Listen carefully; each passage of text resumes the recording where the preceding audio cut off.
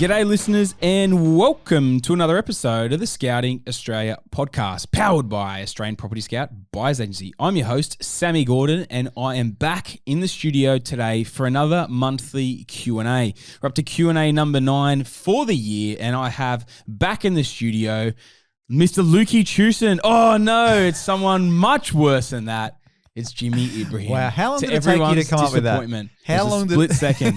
Your face made me like just shut up for a second. I can't blame you. Lukey's a very good-looking man. He's a good-looking. He's a giant. We're actually just talking about heights a second ago. We were. You're 5'7". He's 6'7". Is he? Yeah, he's a monster. He's huge. A big man. Big boy. He's a big man. Big man with a big IQ. How wide are you? Because you're wide. About 5'7". About as wide as you are tall. Shoulders. Good to be back up here on the GC Sammy Boy Q&A time. We love our Q&As. We've got a lot of questions to get through today. There's been people writing in saying you do waffle on a little bit, Sammy, on the Q&As. So he's saying this, listeners, because before we jumped in, I said, mate, quit the waffling. Let's cut through this thing. You said you got 6 questions instead of 5. I want to make this short and snappy. Stop your waffling. What can I say? I'm a man of the people. The people want their voice heard. You're a man of many words, none of which I wanted. All right, let's get straight into it, folks. The first question is from Clayton, actually. Big Clay. A bit of an international question for you, Sammy. Okay, Clayton. Thanks very much for the podcast, boys. They're very informative. Question for you guys. Absolute pleasure. I am an Australian living in London. Can you tell me if it's possible to build a portfolio while still living and earning here in the UK? Also, would there be lending issues with banks and tax considerations, etc.? Many thanks. Look forward to hearing from you. Thanks, Clayton. Beautiful. So he's an Australian? Australian like citizen. Living over there. Living over there. Obviously earning money in the UK and lives over there. Okay. There for the weather. Loves it over there. The same as you in Melbourne? Pretty much. Pretty close. Yeah, right. So basically, question is around lending. Can he build out a portfolio in Australia while living over there? Yeah. Get finance, tax? Definitely can. So I've worked with quite a few clients that are based overseas. Your expats are definitely your easiest ones to work with. People that are foreign residents, that's where a few hurdles start to come in. So if you're not an Australian citizen, what you will cop is typically in a lot of states, you'll cop like double stamp duty or like a stamp duty tax on top. But with Clayton there, he's in a pretty standard sort of spot. I've worked with plenty of guys like him before. And what you have to take into account is you will almost certainly have to do a 20% lend, 20% deposit. 80% LVR. Almost always they'll require it. There's a few big banks actually quite easy to work with in this sense. ANZ in particular are definitely the first one that comes to mind. ANZ are quite a good bank for anything that's a little bit trickier. So something like that, self-employed, all those sort of things. ANZ can be really good on that front, but there are plenty of other different lenders too that are good with it. What I would recommend is get yourself a good broker involved in it. And then, you can definitely still go. The one thing is you're going to need to save up bigger deposits to begin with. And then ongoingly, like even if, you make 10% on the way into a deal or whatever and you can pull it back out, you're going to need to chip in more. It's just going to be a bit slower. But hopefully if you're making decent money, mate, it's still 100% possible. I got a couple of guys actually based in London that do the same thing and they invest back over here and man, it's definitely still possible. So from a tax perspective, it's very important, obviously get in touch with your accountant. Yes. And would you advise having an accountant in Australia and over in the UK, or one that's pretty verse? If you're investing in Australia and that's what you're trying to work around, I would be working with an Australian accountant that has the knowledge of international laws around all that as well. Obviously, nothing we say on any of these podcasts is financial advice, but especially in terms of this sense, definitely reach out and have a good chat with a broker around, an accountant around this to get the good clarity and the full picture on it. But it is relatively straightforward to still be able to do. Everything with banking and funding, it's never the most straightforward thing, but it doesn't matter if you're in Aussie or away. It's definitely still possible. And just on that, get your circle of influence right. With this one, you brought up 2 key points: a really good broker and a really good accountant. If you're not getting the answers you need and they're not experienced in this kind of stuff, then you're really wasting your time. You want to get the best advice. You definitely want, if it was my opinion, I'd be getting someone Australian-based that has experience working with expat investors. Okay. Quick one. That was below 5 minutes. Well done. No waffling from you. No waffling. I'll give you a tick on that one. Well done. Mate. Question. Your computer has gone into its home screen. We need you to put in your your password. Gee, he's got Mate. it's watertight here. Keep it folks. moving. It's Keep it moving, your dog. It automatically. I couldn't share it saves. because there's no bloody reception in the studio. All right, question number 2. This is from It's Cam. a bunker. We're in a bunker. We're in the bunker. I have a question for you guys to discuss. My question is about timing the selling of property. Ooh. There's a lot of talk about when is the right time to buy a property, a cycle that a property is in, and what the market is doing. Obviously, buying is where the buyer's agents come in. How would I know when an investment property has peaked in a certain market and could be an opportune time to sell that property and redeploy the capital in a rising market? Do I just wait till it's gone up a certain percentage? And also, do buyers' agents advise on when to sell, or is that up to the individual? Question mark. He's got a little parting comment. By the way, I think Jimmy does a bang-up job trying to tie up all the topics and clarifying all the ideas and statements on the show. And Sammy, you do okay with your contributions too. There you go. Finally, we've got someone, producer, that has come to the party. Cam, let's write his name down. We're going to I know who he is. I know Cam top well. guy. I know Cam really well. nice You know why he's guy. backing you? Because he's from down south. He's Fellow another Victorian. dirty Mexican from below the border. Well done, I actually Cam. like Cam. He's a good bloke. Fella. He's a good Thanks, bloke. Cam. But the question is about timing, the selling of a property. So the biggest thing when it comes to this stuff, I know Cam well because we've done some cash flow deals for him. So Okay. we've done some manufactured cash flow deals for the big fella. Obviously, when it comes to that stuff, we don't advise when should be the right time for an investor to sell that because in my opinion, I wouldn't sell cash flow deals in the portfolio. Yeah. But when it comes to growth assets, because obviously we're his buyer's agent on those deals. When it comes to growth assets and growth assets in the portfolio, I would definitely recommend chatting to your buyer's agent and reaching out about that thing. Even if someone has exited a market and the market's going through a great run, they should have finger on the pulse and really boots on the ground and still really good understanding of that market and how it's tracking. We did a poddy with Jace a while ago as well, talking about kind of like that insider trading and really having that inside knowledge around markets and how they operate in that sense, and really a really good switched on buyer's agent. The job doesn't end when the property has been bought, or helping you with the tenancy, which a good BA should be able to help you with all that sort of stuff as well. But it really comes to the exit of that deal as well.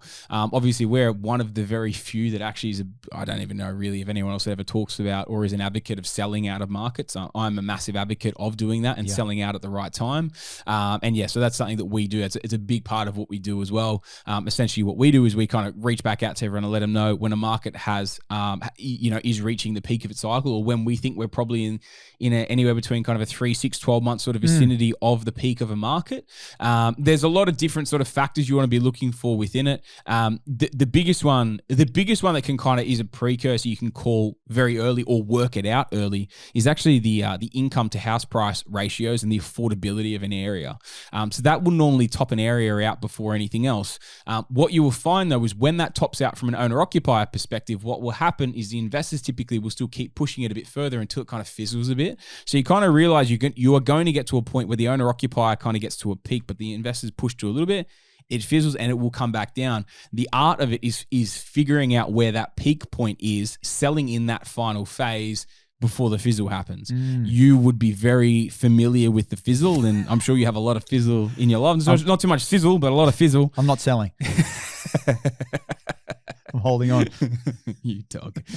And so that's really where you'd be looking, trying to get really good clarity around it. And for me, with the clients we work with from bread and butter standpoints and our growth assets, we work closely on the back end as well, and we always let everyone know when we think of the right time is to exit out of those deals. Can you just, because I know you mentioned this previously about when to sell, and people traditionally think that selling, property prices go up 5% every year. And I know there was a really good point you brought up on one of the episodes, one of the very few good points, but it was a very good point that I remember. You said the cycle of markets jump quickly and aggressively. They don't just do that 5%. So in order to get out of a market and into another one, as opposed to sitting flat for 10 years is really important. You can compound. Important. Can you just touch on that again for the listeners? Because I think that was really important. Yeah, so like markets don't work in exactly like you say, like 5 to 7% growth every year for a 10 to 14 year window to double. It doesn't work like that. It literally never works like that. If anything, they sit for 10 to 14 years in stagnation, and then they typically double in a 3 to 4 year window, right? The accelerated growth, the ridiculous growth rates you have, they come in waves and they hit like a tidal wave, right? They come through and they smash and they come through and the market goes into a frenetic pace for a few years. Then it comes off the boil. It does a little bit of Jimmy Fizzle and then it plateaus for a long time. And almost every market works in that way. The one caveat I've always spoken about with this is COVID was a bit of a game changer. Yeah. It just changed the market. It just drove stock into the ground. But you take that out of the equation, and for the last 150 odd years, Australian property market has worked almost exactly the same. It has a short, sharp spikes and has a very long flat periods. A lot of the time, actually coming back a little bit in that period before it actually starts its next run. Okay. So yeah, man, I'm a huge believer of getting in and out of markets and then migrating that money elsewhere. A lot of people kind of argue on the fact of hanging on to the property and refinancing it back out. Your biggest issue is serviceability. If you're a big investor, deep pockets, great cash flow from the rest of the portfolio, maybe it's possible. I prefer to bank a profit, move on, go back to that market when it's back at its bottom if you're really going to re-enter it. So that's a way that I love to invest and it has worked exceptionally well for me. And last point on this one, because you're going to get a clue when you have a chat if you're using a buyer's agent about these kind of questions. And I always find it fascinating when I speak to a client on a call and I ask them when they've bought through another buyer's agent, well, what was the strategy when you bought that property? And the buyer's agent would say to the client, well, where do you want to buy? What do you want to buy? Where do you want to buy? Yeah, no strategy. No strategy. So if your buyer's agent's asking you, where do you want to buy and when do you want to sell, that should be a telltale that you're probably getting the wrong advice. Because why are you paying them for them to ask you a question and for you to guide them? Is that? And this is absolutely no disrespect to our clients at all. I never take the advice or whatever from a client as to what they want. Really what I do is I assess a portfolio, and I think we're quite lucky that a lot of our clients, we tracked people that they want us to help them with it. They're not know-it-alls. They're not coming in thinking they know everything about it, thinking they know more than a team that are literally dedicated and do this day in, day out in terms of investing. So they very much take our advice on with that. If anyone ever comes in with the idea of this is what I want, blah, blah, blah, and if it's like outside the scope of what we think is the right thing to do, we don't work with them because it's not in line with where we see their strategy and their path. And if it isn't, and we don't believe in it, we're not going to put someone on the wrong path, you know? And I'm very early in a business, anyone out there that's a business owner, you'll know this very early when business comes in, you kind of will do, you'll do anything, you kind of take any business on sort of thing. I learned very early, and most business owners do, that is the wrong way to operate because you can't work, and I'm talking 5 years ago, my first year, right? You can't work at your highest and best use if you're trying to hunt everything that everyone else wants. And so I get very niche, very specific. It's why we only source two types of property, and we're extremely good at it, and we hone in our markets, and we just smash that in particular. So, yeah, man, just well done. Easy way to answer that. Okay, one. Cam, thank you very much for that question. Moving on, we're flying through these. Jakey.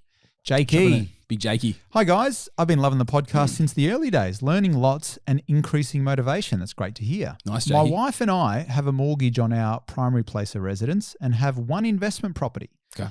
It costs $530K and rented for $800 per week and valued at $850K. Nice, mate. I have heard you talking about drawing out equity. In this situation, we are looking at drawing it out for an investment property number 2. Okay. But with excess funds, would it work to put it in the offset for our primary place of residence so we can pay this off quicker? Next bit, would this mean our investment... Hang on a sec. He's talking about pulling the equity out of the primary residence and sitting it in offset against the primary residence?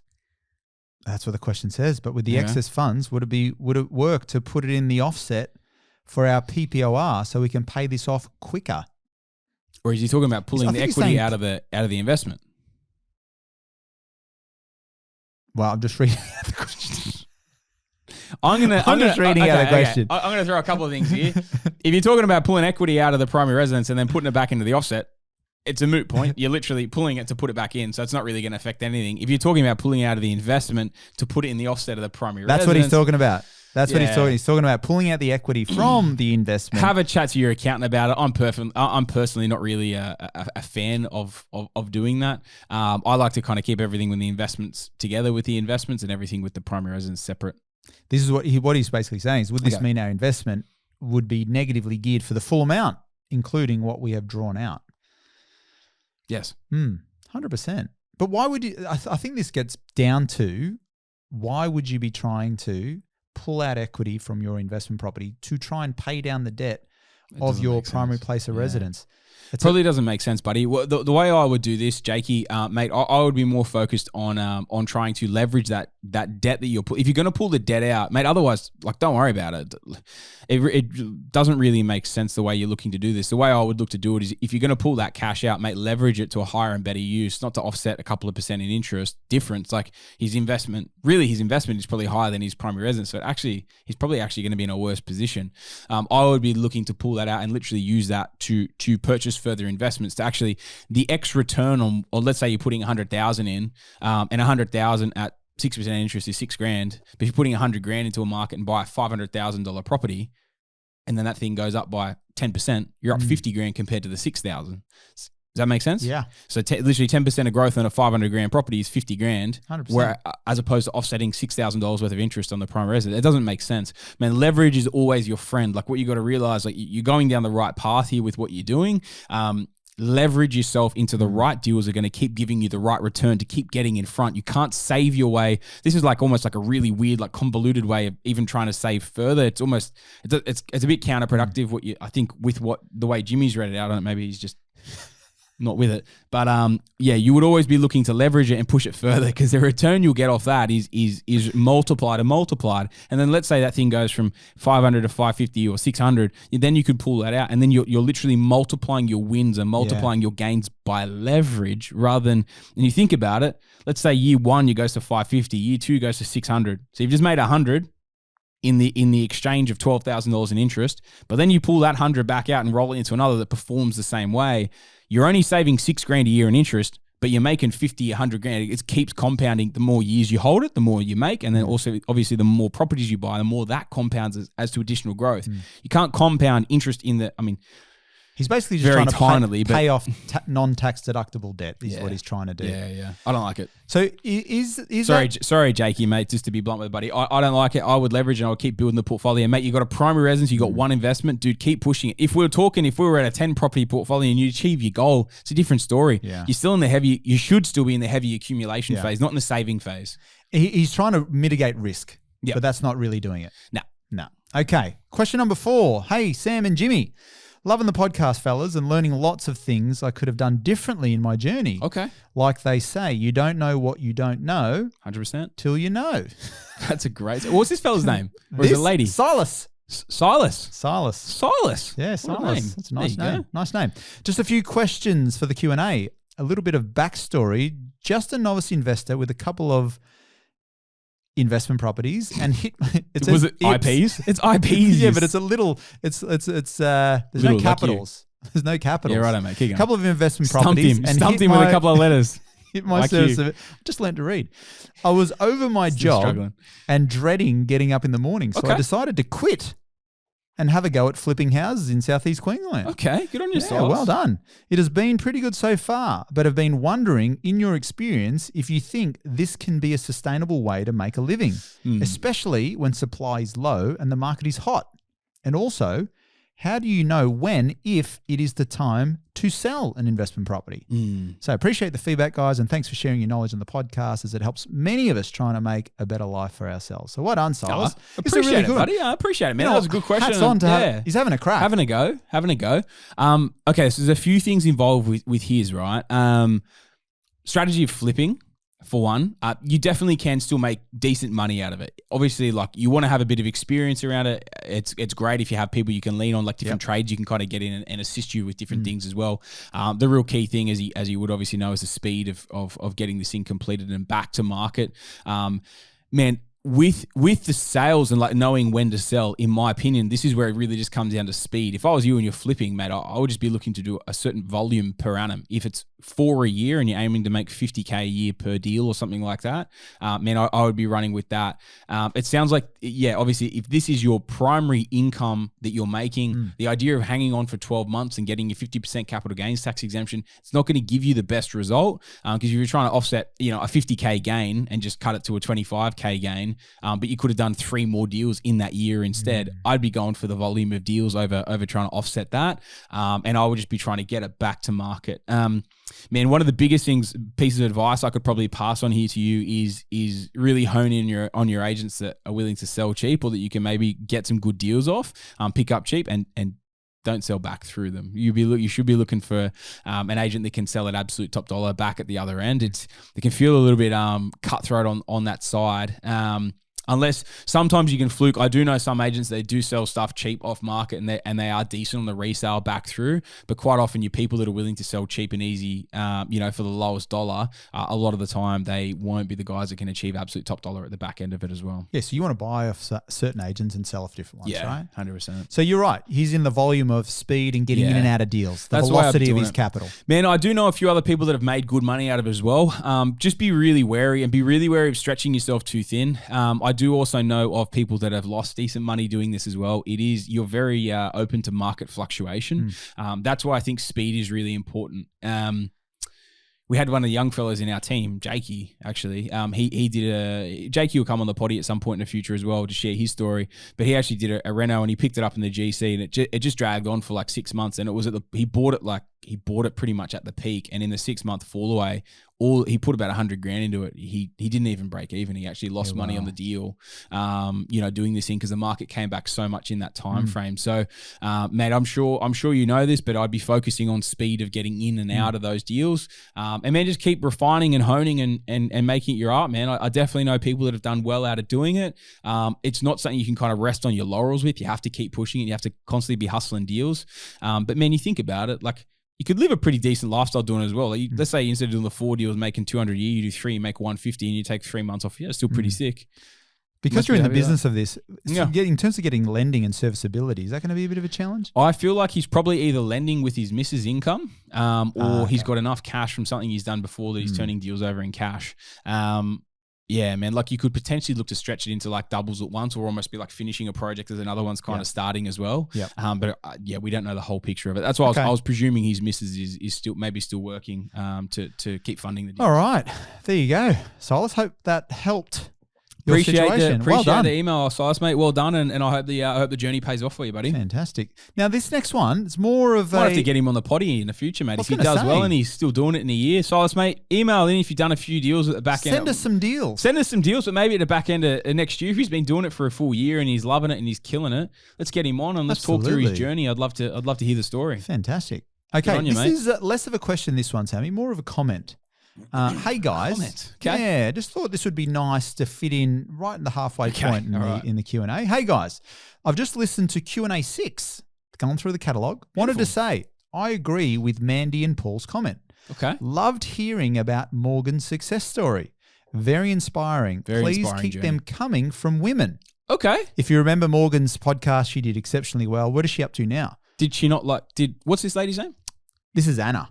She didn't like your story? No, not as much. Not as much. Women's story? I don't think she's even read your story. There's two female investor stories. Oh, that's a long lead in. That is you're stretching. Because you're not smart and you missed it. You are stretching that one. Mate. Everyone else picked it up straight away. You're like, yeah. Very inspiring, she says. Hoping to get there soon myself, maybe next year. I've talked to a broker recently and I can borrow about $177,000. Once I pay my car off and my youngest child turns 18, the banks should look at me more favorably. If you have any stories on single women getting older and starting out, I would love to hear about them. Thanks again. This is Anna. Well done, Anna. Well done, Anna. That's awesome. Well, 100%. I will say, I have asked a few of the ladies. There are a few girls coming on, like girls, ladies, chicks in their 20s and 30s, women. I have found that are coming on. They'll probably be coming on in maybe this year, maybe starting next year. I have found that older ladies that are having a crack, they don't want to share their stories at this point. I have asked a few of them. What do you think that is? I think they're just a bit nervous, man. I think they get a bit nervous. They don't realize it's just a conversation, between one female investor and one investor of the year. But it's because you're the shark. They're always scared take to it get in easy the on tank. the women. I always take it easy. Here we go. I think a few will come down the track. Maybe a bit more confidence comes with it, but yeah, unfortunately at the moment we can't. Yeah, it's definitely not through lack of trying, right? Definitely not. I've definitely asked a few. That's for sure. Yeah. Whereas you ask the blokes, they're like, "Yep, 100%, I'll be there." Gee, that's terrible. I was actually asking Jack Keane, who's in the business as well, and he'll be coming on. We get everyone together for the Christmas party end of the year. I told you, I got to stay. You got to hang around for the Monday, Tuesday. Yeah. I want to do a potty with him, and he's like, he's like real nervous. I was chatting with him about this last night. He was real nervous. He's like, I don't know, and I go, mate, you'll be sweet. Don't worry. This is a conversation between mates, you know. All right. So, Moving on. Wow, I think we've got a copycat. We have got a copycat.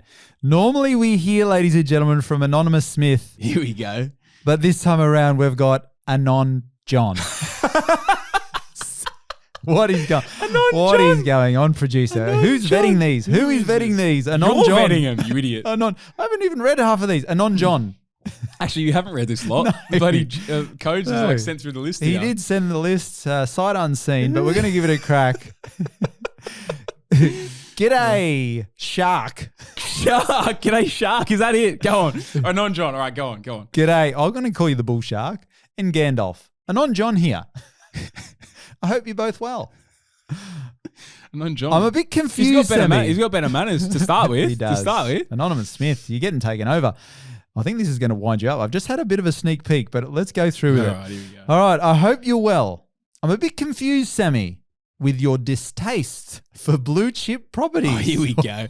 Is this Anon's brother? This is Anon's brother. It's his cousin. Hold your hats, folks. You might need to pull over. If you're driving right now, pull over. This is from Anon John. So he said, I'm a bit confused with your distaste for blue chip properties. The saying, location, location, location, has been around since the dawn of time. Jimmy's era. Wow. What an asshole. He's got better humor than Anon This is a wind-up. And you're always told to buy the worst house in the best street, which is true. By who? The saying. That's the saying. You're told by the saying. Yeah, all right, mate. There's the old saying. You're real switched on. Anon continues. Correct me if I'm wrong, Sammy, but it appears you're peddling buying the worst house in the worst street in a shit suburb. And he's putting quotations in Pauline Hanson's voice. Please explain. I thought you were going to go, I don't like it. Wow. This is, if there's ever a wind-up, I think the Anons know how to push your buttons. The Anons.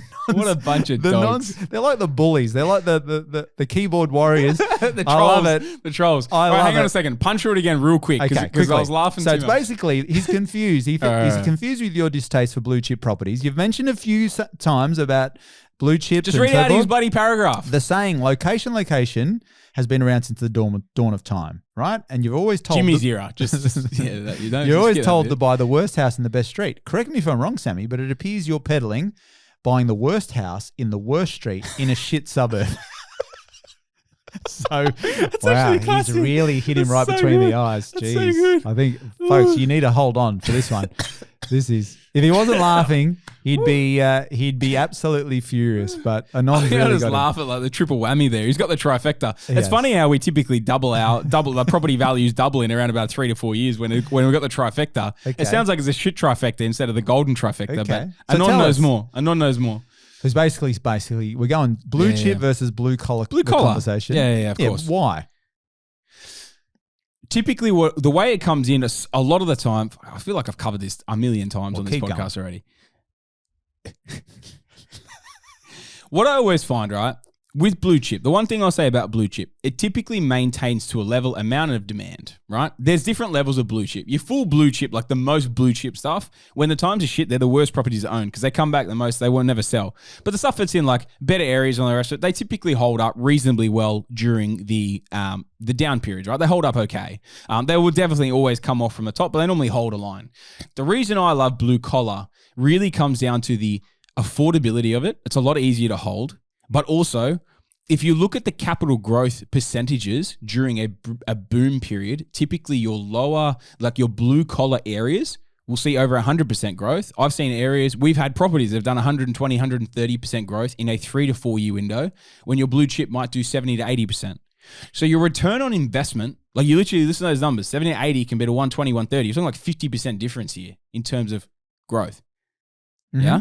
Got it. Because you're coming from a lower base and they peak out at a higher point because there's typically, if you can pick them up at the absolute bottom and at the lowest base, there's so little demand there at the time because people aren't in there buying like at the time. And if investors aren't in there as well, there aren't local home buyers competing because they're actually, affluent trying to buy extensively in these areas as well. It gives you the ability to buy at the absolute bottom of those cycles and at those markets, and at really deflated prices with not much demand. And then when you ride them to absolute peak and sell them at the absolute peak, I've never been able to prove myself wrong in this, in seeing a blue chip perform better than a blue collar.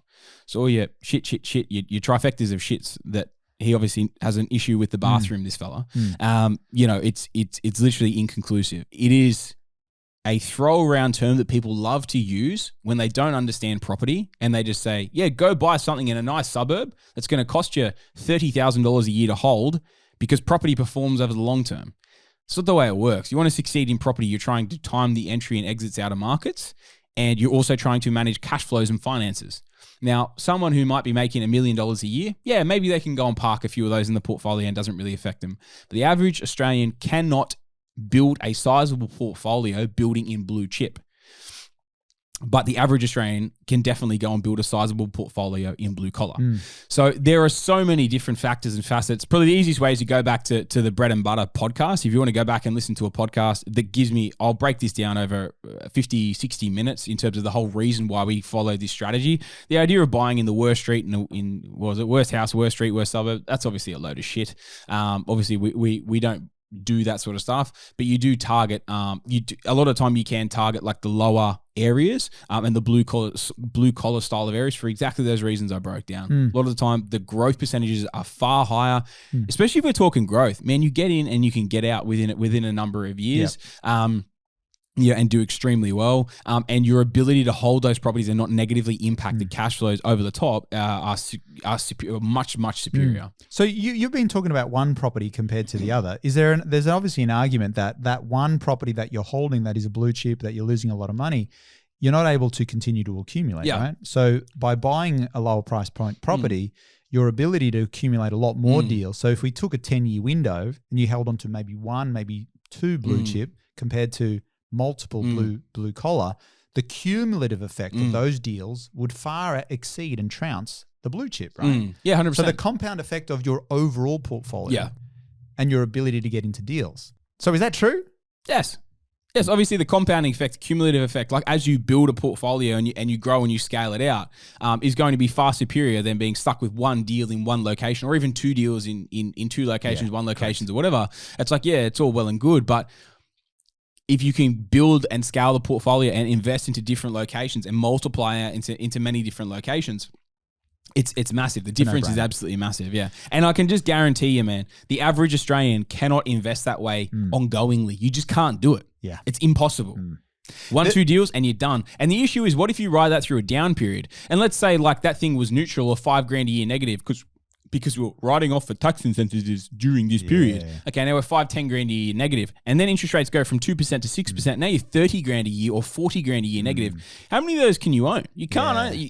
You know what I mean? Like, it's just you're measuring it on the numbers, right? But what a lot of people underestimate is the psychological impact. If you're losing 20, 30K in one property, how many times are you going to say, give me another one? So you can lose that money. Like psychologically, your fear of doing that will stop you. It's stupid, man. It's stupidity. And it isn't an investing strategy. Honestly, you have to be an extremely wealthy person to be able to do this. And if you're not a wealthy person, it is fallacy. And these people that peddle this bullshit, like Anon John here, talking about it and all the rest of it, mate, honestly, it's a joke. You can't build a portfolio like that. I can hand on heart say it. I had one property that was like, it was in a good area, a decent area. It wasn't even that bad. It was like a 6.5% yield, but even that, with that, it was in more of a blue chip area.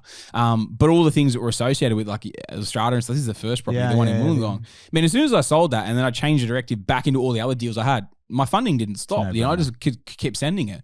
But that one deal that was poor from that front. Okay. Anon John threw a bit of burley out there, got a bite, got what he wanted, and he's I wish off. all the Anons would line up and just slap them all. I think we might have one episode, the Anon Q&A. Maybe we should just accumulate all the Anons, just so I can just come in after a big boxing session or something. All right, we're at the final question. We've punched through these. We've done very well. Well, you've kept it concise, thank God. Thank you, man. This is from Sally to finish this off. Big Sal. Sal, thanks. Better calls. Hey guys, thanks for the value you bring to the podcast. Always look forward to the next release. No worries, Sally. I'm currently looking for options to buy my first property. My question is around self-managed super fund buying. Okay. A lot of experts will say that you shouldn't buy in a self-managed super fund if the balance is below 200,000. I currently have 80,000 in super and want to know if it is possible, including the setup of the self-managed super fund, the fees associated with that, and also the buyer's agent fee. So that's the question. How can I do that? So I'm assuming she doesn't have any money outside of super, right? Enough to buy a deal. Yeah. She's got some money, 80K within her super, thinking of setting up a self-managed super fund. Yeah. So at least to make one start in her journey. Yeah. Obviously, she's probably, I'm assuming she's young. She's got 80 grand, maybe in her early 30s or late 20s. Well done, what do you Sally. reckon? Okay, so first precursor, all episodes, including and especially this question, this is not financial advice, especially Sally. The way it works, most financial advisors, the reason why they always say 150 or 200, right? 200 was almost like that magic number. Yeah, it was. It's because for the most part, they can't give advice around self-managed super funds with someone with a balance less than 200,000. Most of their insurance providers don't actually cover them for giving that advice. Wow. And Really? Wow. Yes. And so that's why I better actually look at. I mean, I don't think there's any sort of conflict or anything, that I shouldn't be saying about that, because I'm pretty, that is the reason why they do it. A lot of their insurances don't allow them to do it because it's a riskier space. And so most won't give you that advice to go and buy into property unless you have that sort of budget. Put into perspective, I bought my first one about 2 years ago, and it used about $68,000 worth of my funds. I think I had to retain about $12,000 liquidity or something like that in the portfolio, or 10,000. For some reason, 78 grand comes to my mind, so I'm feeling maybe it was $10,000 worth of liquidity. Yep. And that's essentially what I had to have within my super fund to do my first deal, and that's what I did with that. So obviously, I'm not saying yes, 100% go out and do it and all the rest of it. Everyone's situation is different. You would need to seek financial advice around it. I'm pretty much just giving the story. The first one I ever bought, it was with less than $80,000. The one caveat on it is obviously I didn't need a buyer's agent's fee. Obviously, sourced it myself. But yeah, it kind of depends.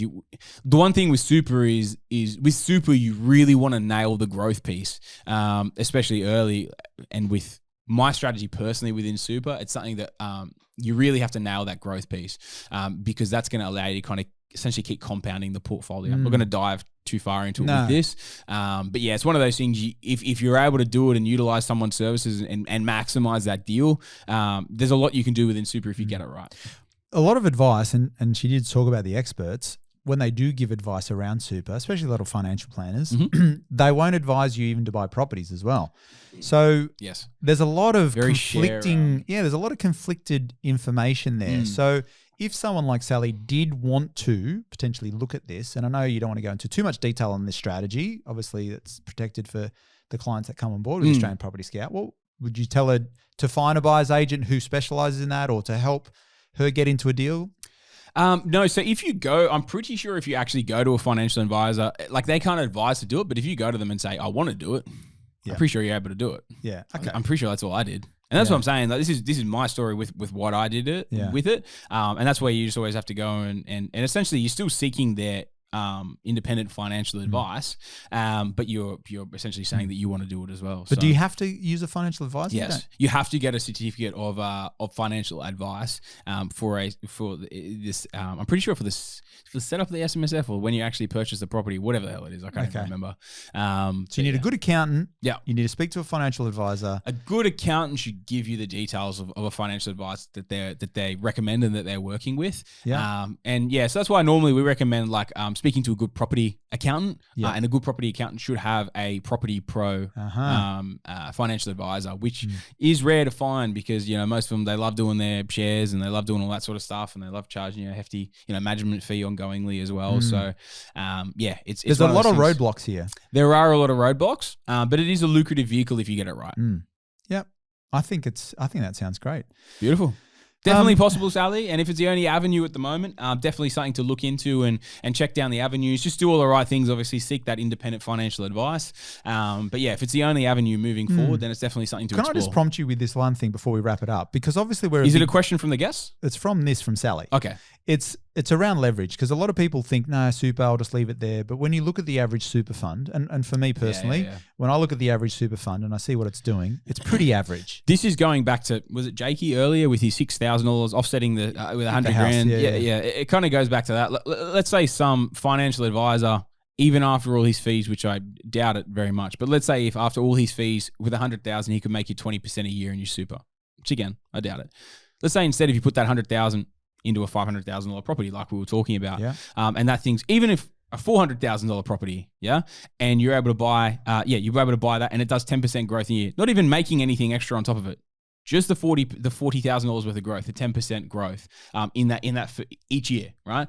Let's say your financial advisor's outperforming everyone else in the game, and he's making you 20% on your 100 grand in shares, 20 grand. But because you've leveraged, you're getting the growth not on the 100,000, you're getting the growth on the $400,000 property, because that's what you've leveraged into. Yeah, that means you're making $40,000 a year. So even your gun financial advisor producing way above all the odds, which and all is the unheard of.